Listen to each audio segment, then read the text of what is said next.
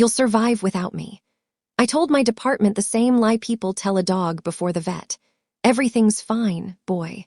I was in the corridor, black coffee burning one palm, manila folder in the other, watching the ancient printer cough up a new hire packet like it resented the task. Welcome to Crestview Dynamics, where the hardware outlives the humans. I'd been SVP of corporate development for 16 years. My headshot in the directory still showed the haircut I had in 2017. 3 mergers, 2 market crashes, 1 quiet divorce, and never once an invite to the mahogany floor visionary dinners. I never minded. I preferred the back channels, the encrypted drives, the founder's private number saved as only if the building is literally on fire. But the atmosphere had shifted. Whispers by the espresso machine. Calendar invites that vanished the moment you accepted them. Expense reports suddenly requiring 3 signatures. The founder, Victor Lang, had gone radio silent. He skipped the last 2 executive offsites and left the all-hands 43 minutes early, muttering about a migraine. His assistant accidentally forwarded me a file labeled Succession, eyes only. Succession. The word lands the same whether it's a kingdom or a Series B startup. I stayed calm. That's what I do. Back in the nightmare winter of '09, when the banks froze and Victor's personal net worth dropped 87% overnight, he cornered me in the server room and asked, "Cash bonus or equity?" I took equity, quietly. Every tranche, every reinvestment, every earned milestone. I never bragged, I just kept the receipts, so I prepared. I dusted off the contingency deck I'd built 18 months earlier unasked. Color-coded org charts, risk matrix, succession shortlist, including one slide titled Family Contingency Low Probability. Dark humor keeps me regular. Then the calendar dropped the bomb. Monday, 8:30 a.m. Subject, leadership transition briefing restricted attendees. My name wasn't on it.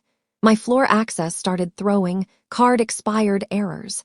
My shared EA was suddenly redeployed to special projects. Friday afternoon, I walked into the supply closet, and 2 interns went dead quiet. One whispered, "She doesn't know yet," like I was already a ghost. I asked for binder clips. He handed me mint gum. I smiled anyway. They always forget who wrote the employee handbook they're about to be fired under. That night, I locked my office, killed Slack, and opened the vault. Original 2009 grant letter, every subsequent reinvestment acknowledgement, and a faded post-it from Victor that read, "You saved us again, V." I ran the cap table. Then I ran it again. 51.7%, not a rounding error, not diluted, not forgotten, majority voting control. I allowed myself one small exhale that almost qualified as laughter. Monday, 8:57 a.m. He arrived like a TED Talk that had been booked by mistake. Dylan Lang. Victor's sister's kid. Fresh MBA, fresher ego, blazer so navy it was basically a cry for help. His reusable tumbler said, "Future in progress." The open plan floor held its breath the way you do when someone opens fish in the microwave. He did the royal tour. Fist-bumped accounting, called the head of engineering bro, promised to turn the courtyard into a mindfulness activation zone. Then the all-staff ping. "Kindly report to conference room 4 now." No subject, no agenda. Classic power move. I took my folder, walked slow, heels ticking like a countdown. He was already sprawled at the head of the table, AirPods in one ear like he was waiting for his own theme music. Just the 2 of us. "Elise," he said, stretching my name like taffy. "We're letting you go, effective immediately, babe." Babe. The word hit the drywall and stuck there like spit. I placed my badge on the table, said nothing. He wanted tears, negotiation, maybe a LinkedIn post about toxic positivity. I gave him silence and paperwork. "I'll need the termination letter in duplicate original signatures," I said, voice flat as airport tarmac. He fumbled.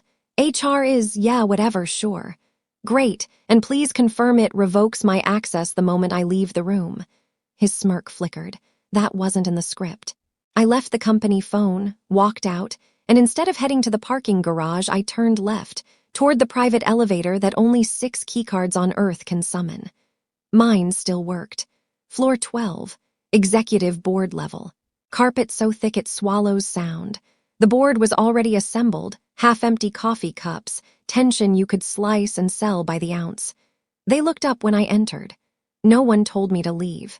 I took the empty seat at the far end, never offered to me before, and set down the folder labeled in neat block letters. VOTING Control Reconfirmation, 2009-2025. I opened it, spun it 180 degrees, and pushed it toward Victor's longtime general counsel, Margaret Park. Dead quiet. Margaret's eyes scanned, widened, scanned again. Lawyers only adjust their glasses twice when the building is on fire or the cap table just exploded. She found her voice. There's no anti-dilution waiver. Every reinvestment rolled up.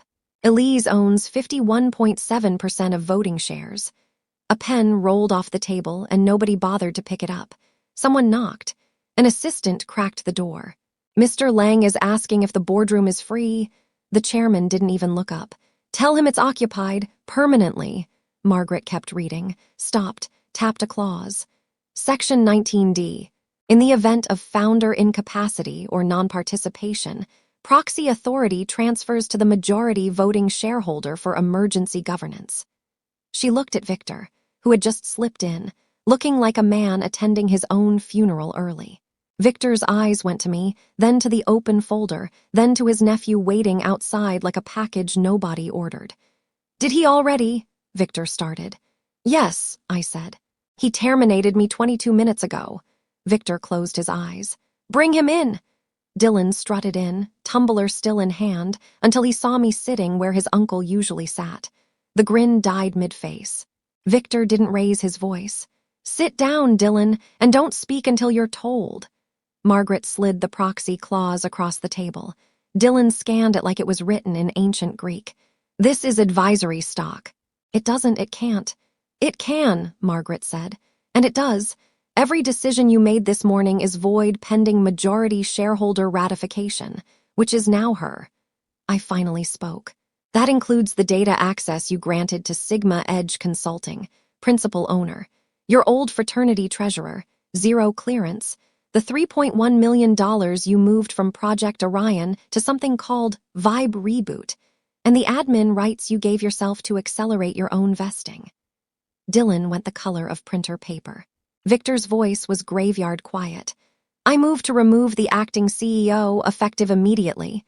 Hands rose. No discussion. Unanimous. Margaret looked at me. Your credentials are being restored. Dylan's are revoked as we speak. Dylan stood, mouth opening and closing like a fish discovering oxygen is a myth. You can't. I just did, I said. I reached into my bag, pulled out my original 2009 badge, edges worn soft from 16 years of turnstiles, and set it in the center of the table. Then I took the new one Margaret slid across. Black magnetic stripe, gold lettering, title line reading interim chair and chief executive officer. Victor stood. Didn't hug me, didn't apologize. Just nodded once, the way men do when they finally understand the chess game was over years ago. He walked out with the rest of them. I stayed, looked out the window at the city that had ignored me for a decade and a half, and spoke to the empty room. Meeting adjourned. Cleaning starts now. If you enjoyed watching nepotism get dragged into the parking lot and curb-stomped by contract law, smash subscribe. We've got plenty more where that came from.